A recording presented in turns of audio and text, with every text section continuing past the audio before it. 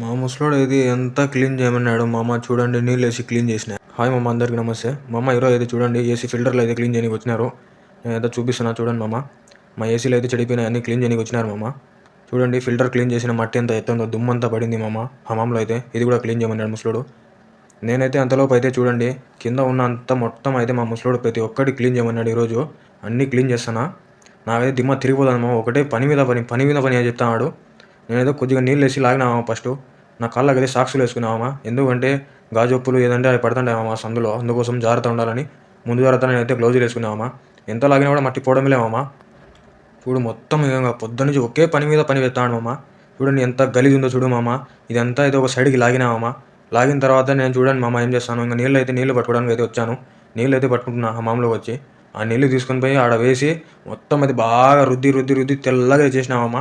చూడండి మీకు కూడా చూపిస్తాను నీళ్ళు ఎలా వేస్తున్నాను చూడండి మామ. నీళ్ళు అయితే వేస్తున్నానే, బకెట్ల మీద బకెట్లు అయితే వేస్తూనే ఉన్నామమ్మ.